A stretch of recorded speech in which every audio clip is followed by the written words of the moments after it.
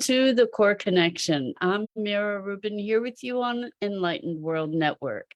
And today's topic is Once Upon a Time. We're going to talk about how we often live in a fantasy world of how the world should be. And then when reality doesn't measure up, we get disappointed and despairing.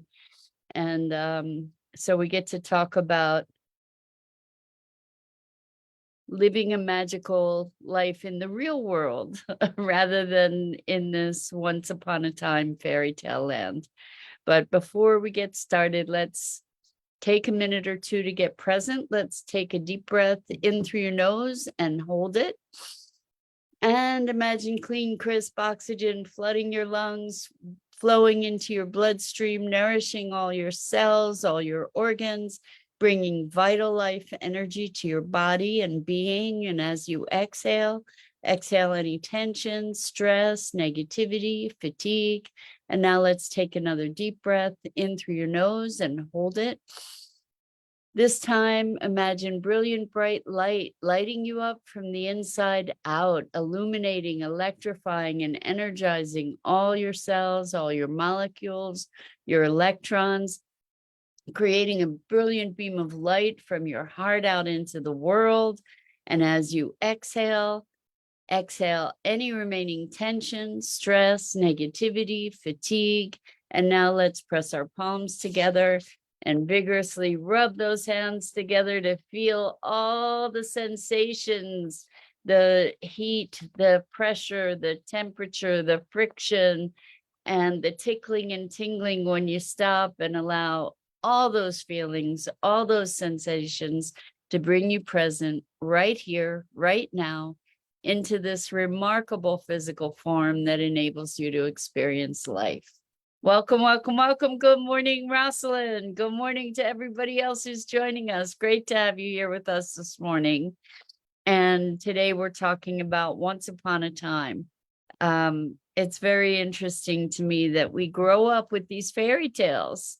You know, we're like the happily ever after ending and rainbows and sunshine and flowers and Prince Charming and all kinds of other fantasies of how life should be, you know, that so Rosalind says, continuing the conversation about expectations. Yes, exactly. That's kind of a general theme, really, because so much of our lives are about our expectations, aren't they? Like that we create this context for our experience, and the context is generated by the stories we tell ourselves. And then what happens is that we often believe in the stories, despite the fact that they have no grounding in reality at all. We believe in the stories of how things should be. And then when reality doesn't measure up, we're disappointed. And I can't tell you what a struggle it's been, like a perpetual conversation with some of my clients about the disparity between the way they believe life should be and the way life shows up. And it's so fascinating to me that we can enforce our fantasies, enforce our fairy tales over reality, and then live in the disappointment rather than recalibrating to how things are. You know, there's so much magic to be had in the way that things are just as they are, you know, but when people have a marriage that doesn't work out the way that they believed it should, or they have a partner who doesn't show up the way they should, the operative word here is should. You know, life should be easy, or people should be a certain way. And then the thing that is so destructive about these fairy tales is that they're typically the things that I'm calling fairy tales, they're based on a fabrication. And most of you probably aren't that old enough to remember the Donna Reed show, which was just like this perfect American family where everybody was happy and everybody got along and there weren't high dramas, and it became sort of the model for how life should be. And you grow, it used to be, thankfully it's a used to be, as a female, you would grow up and find a husband and he would take care of you and you would take care of the household, and you'd have 2.5 children and a white picket fence and a dog. And I get that this is an old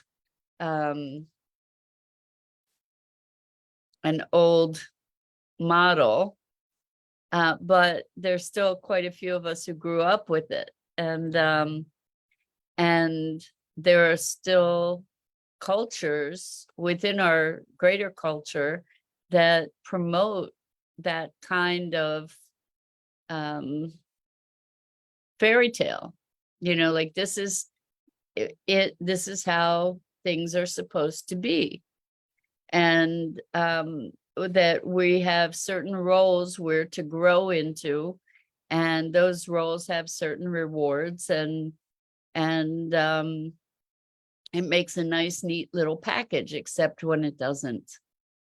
And Rosalind says, trying to fit a peg into a square hole. No joke. No joke. Just the whole notion of fitting pegs at all, right? That we're pegs.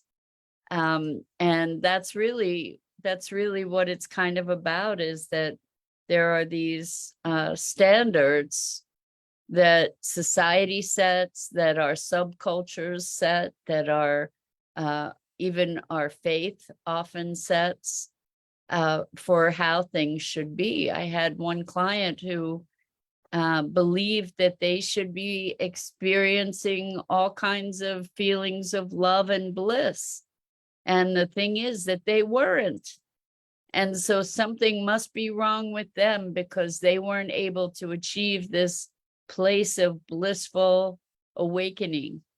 And so this kind of expectation, this fairy tale kind of thing, resides in so many different communities. I mean, even quote unquote enlightened communities, there's a certain experience that you should have when you meditate, or there's a certain what kind of revelation that you should have if you have a transcendent experience, and all these shoulds that are really part of a fantasy, of a fairy tale, that that then becomes, oh,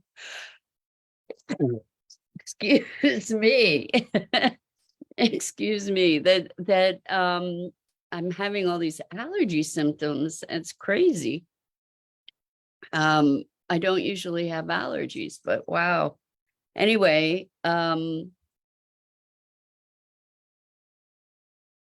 we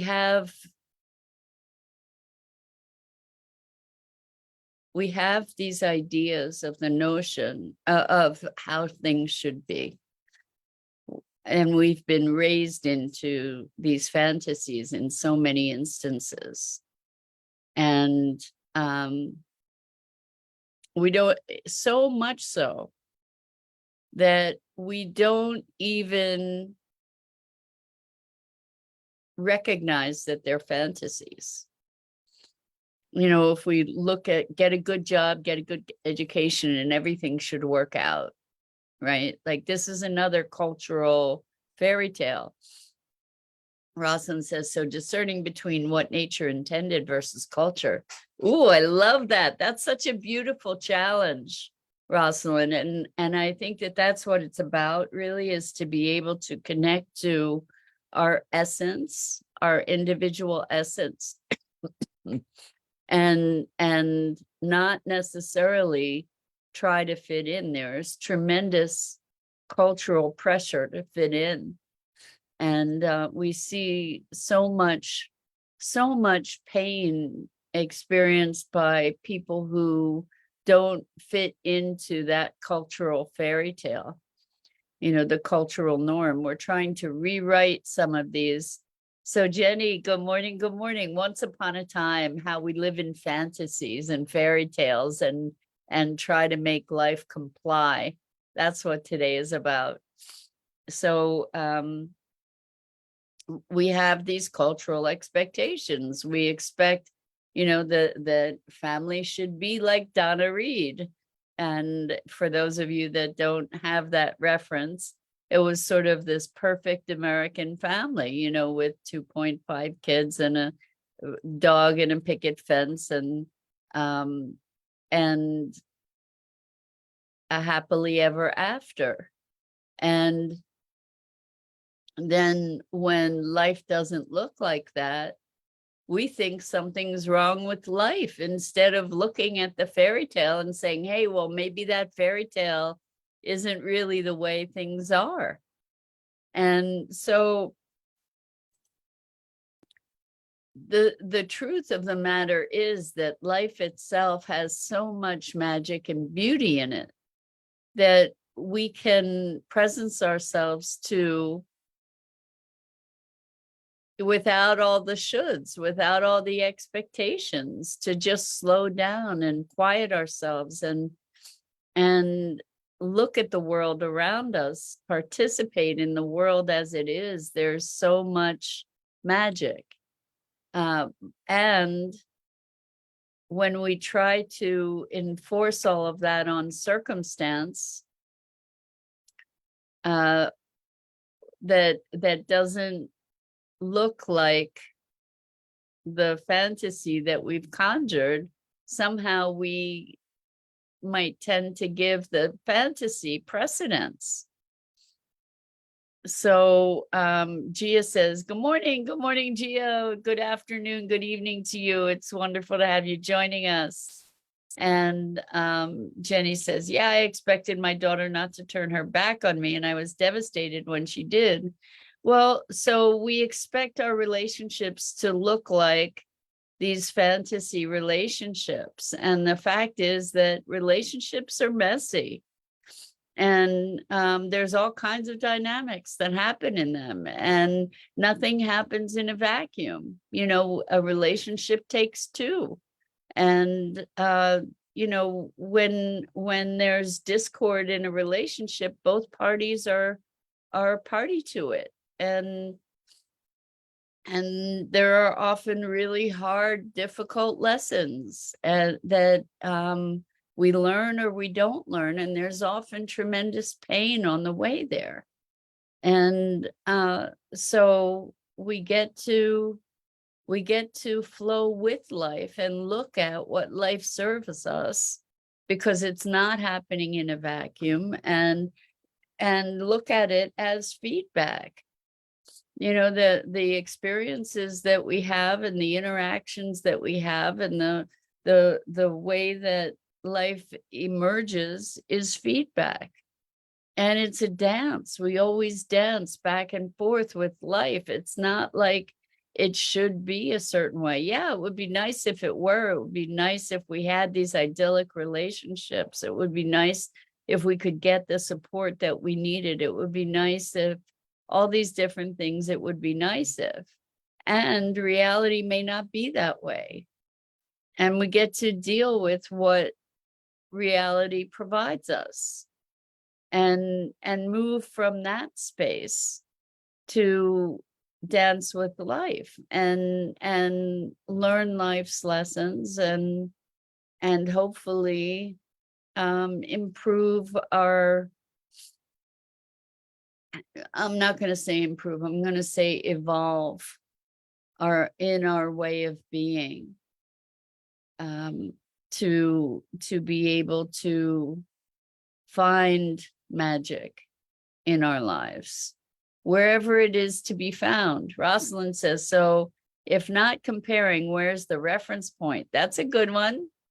That's a great question. If going back to what is your nature, maybe starting with dispensing what is not you. Yes, I think, one of the sources of misery for me in my life was trying to be somebody that I wasn't, not accepting who I am, and partly not accepting who I am because I got messages that from other people that would say, who you are is not okay. And so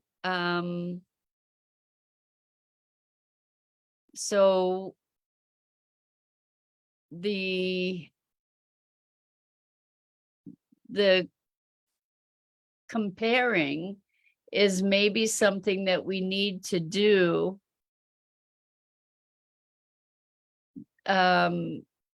is something that,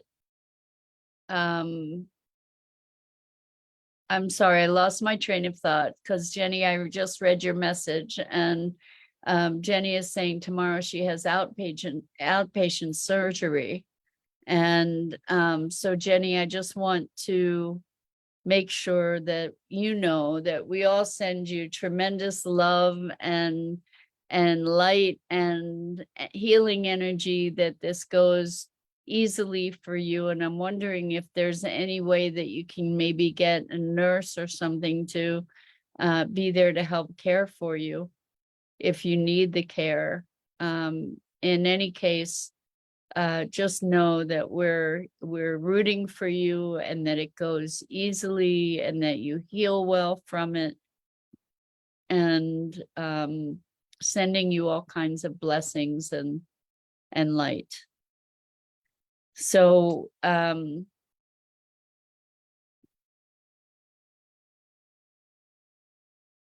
we talk about this fantasy and finding magic in the real world, what we can do, a practice that can be helpful in this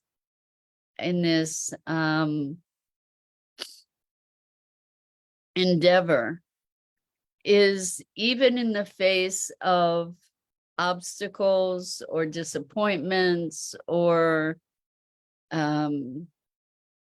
failures or tragedies, that at some point, and it might not be immediately, because we get to process what it is that has occurred also, but at some point, the question to ask is, what is the opportunity here?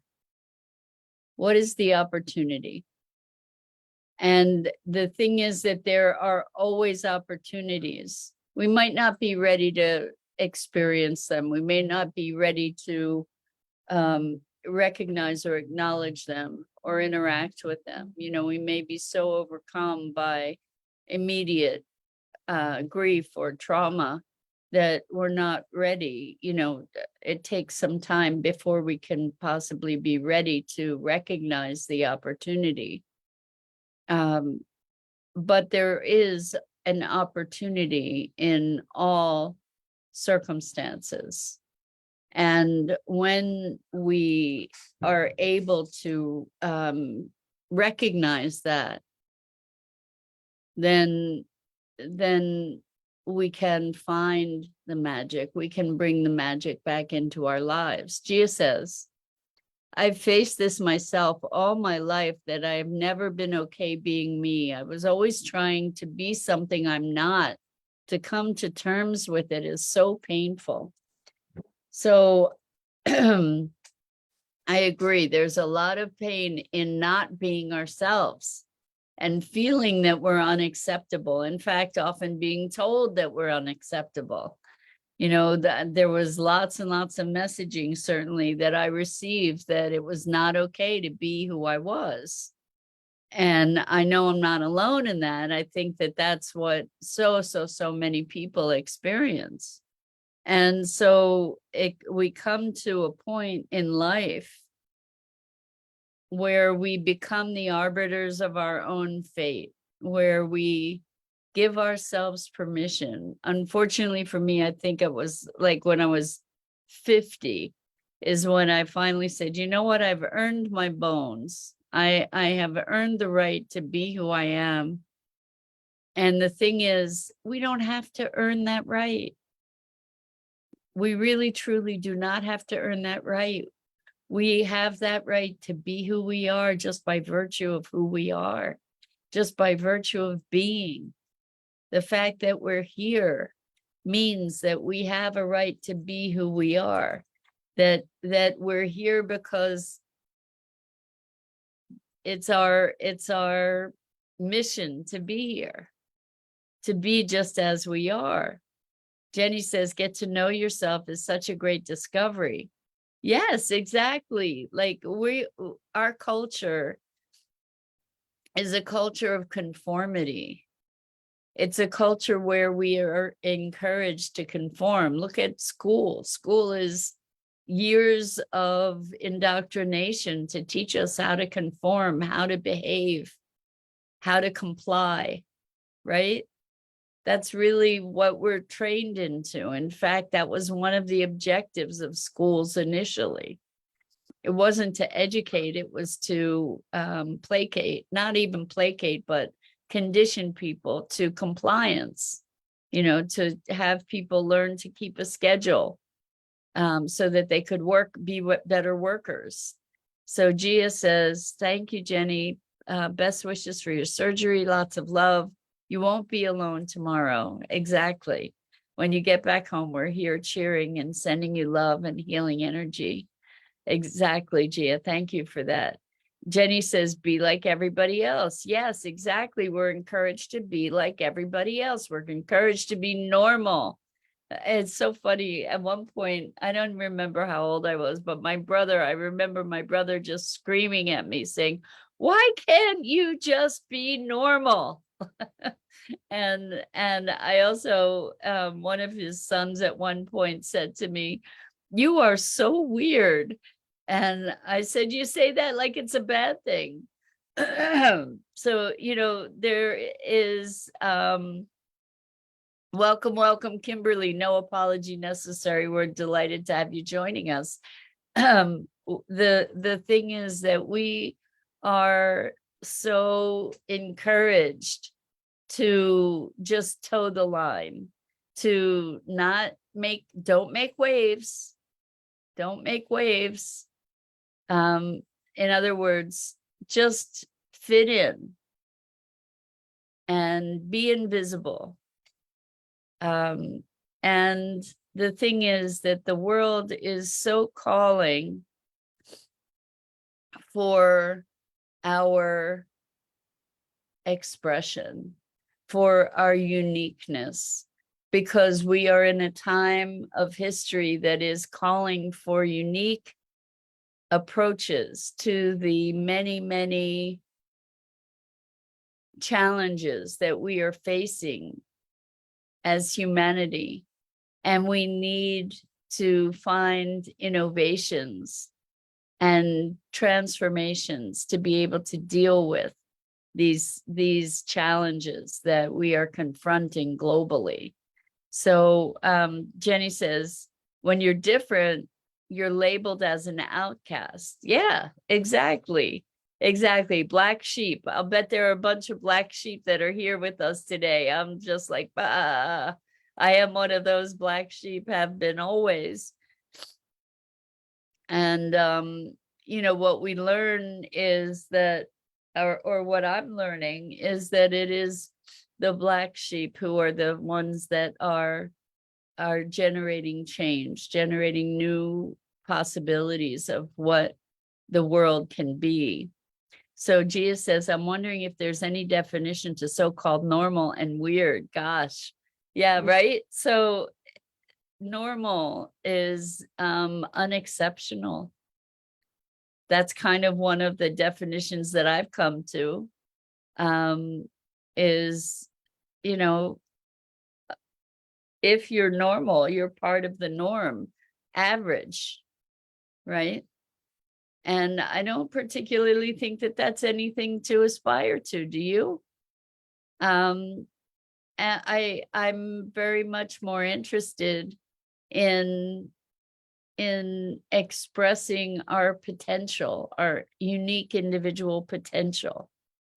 And that means defying the norms. It means going outside of whatever the norm is. The norm is kind of the thing that keeps things moving in the direction that they're moving. And right now, wow, there's so much that needs to change direction in a big way. So Rosalind says, how do I see myself without distortion?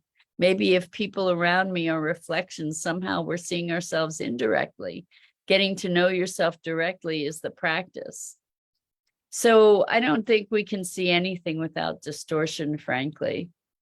And maybe we can minimize that by allowing ourselves to absorb or be present to the spectrum of feedback, including our internal feedback.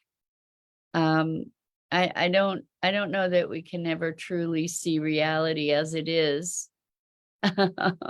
So Bernadette, welcome. Good to have you here with us. Glad you're here to catch any part of today's conversation. We're talking about fairy tales and how we often try to compare life to fairy tales, and life doesn't measure up, rather than being with the marvelous story that life itself is. Kimberly says, today I celebrate my journey of making better decisions, no drinking, living clean. It serves me no service. And I used to think that something was wrong with me if I couldn't have a drink socially. Now I know that it's not. So that's a really big deal, Kimberly. Congratulations. And we celebrate with you. And that's another, social norm, is people drinking at parties and whatever, or business meetings, and like having a drink. That's the social norm.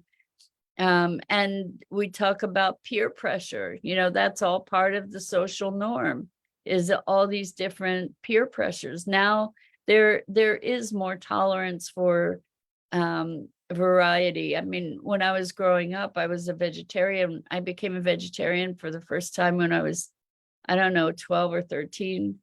And it was not a norm. It was not accepted. It was weird. And so like now, vegetarianism is very, very common, and there are many, many options. So anyway, I'm going to continue because you guys are coming fast and furious with the comments here, and we're almost out of time. So Gia says, I meant to say, is normal to me is abnormal. It's boring, and I've never seen any normal person so far. All of us have different dimensions, and there are areas where we all behave so-called abnormally, and that's normal. Gia, I agree with you. There's this fairy tale about normalcy. What's normal, right? It's a fabrication. It's just a construct. And 8 months, Kimberly, congratulations. That's awesome. And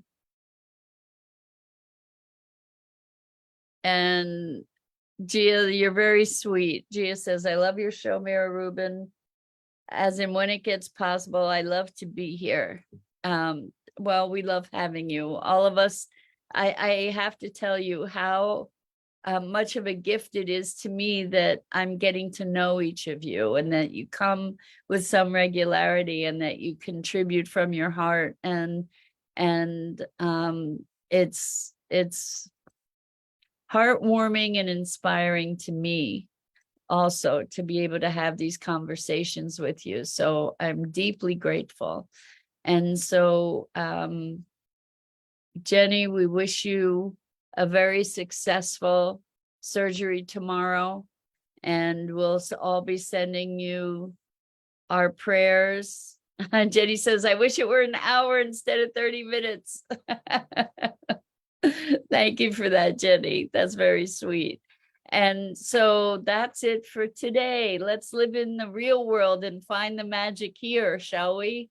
I'm Mira Rubin. This is the Core Connection, and I go live here on the Enlightened World Network Facebook page and YouTube channel each weekday morning at 9 a.m. Eastern. And I invite you to check out the other awesome programming on Enlightened World Network and Enlightened World Living. And until next time, 1 hour in the new year, please change it, says Gia. I don't know that I can, but I so appreciate the sentiment. So much love to you. Until next time, I hope to see you again here really, really soon.